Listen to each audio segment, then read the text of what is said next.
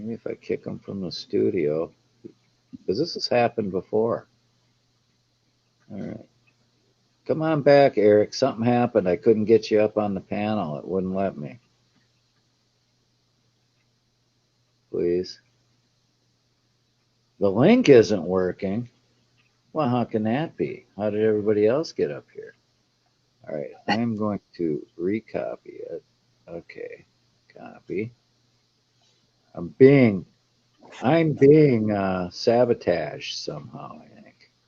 All right. There. I put. Oh, oh. There he is. Sir Eric. You Howdy. survived.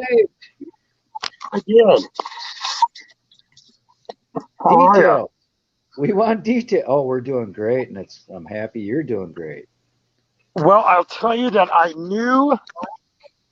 had an inkling that I wasn't going to jail, despite the prosecutor asking for the maximum sentence. I had an inkling because of as you can see, we have snow here, and people don't know how to drive in the snow. So we left early for that, but we needed to leave even earlier.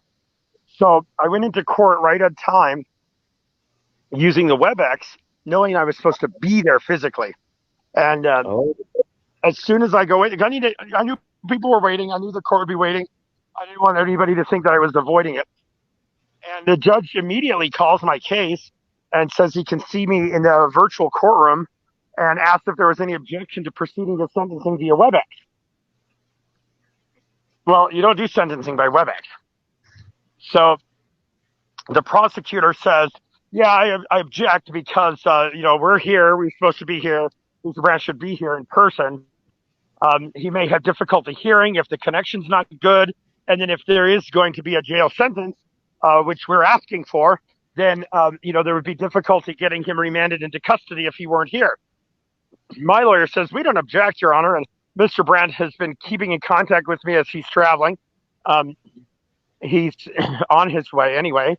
And for that matter, Mr. Brandt always makes his court appearances and has an excellent track record. And he would report even if there was a jail sentence, he turns himself into the jail when he's ordered to.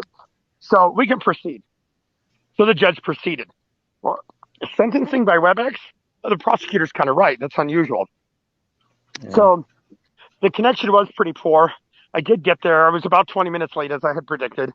Go in there. There's 2 security guards at the security station. That's it. Go into the courtroom. On our way up there, the prosecutor's talking about what he wants for a sentence. He wants the max sentence. He tells us what a horrible, bad person I am.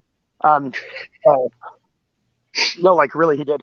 And then he said that they want the maximum sentence, but considering the pandemic circumstances, he would defer to the court as to any alternative sentence. So the prosecutor put the words alternative sentencing into the court's ear. But then I get to the courtroom and I'm hauling in all my bags of paperwork because I got to go to jail with paperwork. Yeah. And I didn't notice this right away. It took me a while to figure this out. I was there for quite a while. My lawyer spoke very eloquently. Then Miss Springsteen, Anita Springsteen from Lakewood, she spoke. The court had lots of letters. The WebEx was full, right? Every WebEx for an Eric Brandt hearing is full. There was nobody else on the docket, so all 50 of those people were there to watch me. And it may have been more than 50. I could just only kind of see, from across the room. But all of a sudden I realized as everybody's talking and I'm looking around the courtroom, you know what? There was not one officer anywhere to be seen. Not in the hallways, not in the courtroom, not in the wings, nowhere. If the court was going to take me into custody, they would have asked for law enforcement to be in the room. Right. So it's like, well, that's good. That's good. So he gave me a 68 days credit for time served. He thought 68 days was already pretty extreme for the case. So now January 8th is the next big one. No. January.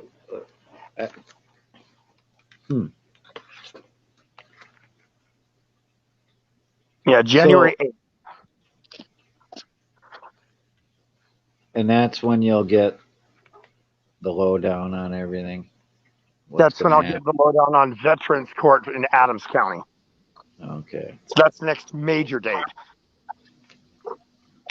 Wow. Baby. I know, puppy. So there's the update. You gonna go down to the Dude Ranch and relax a little bit, or? No, I'm so far behind on paperwork. I'm going back to the farm and gotta do legal work. I just got my mail today.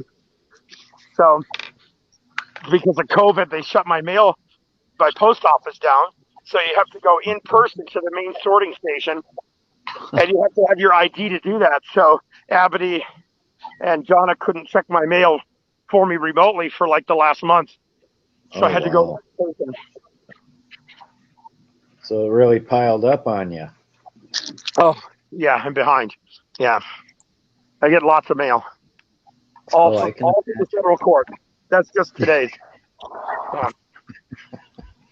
So. Well, you're popular. It's not easy. That's why it's hard to get lawyers to do it. Yeah. Yeah.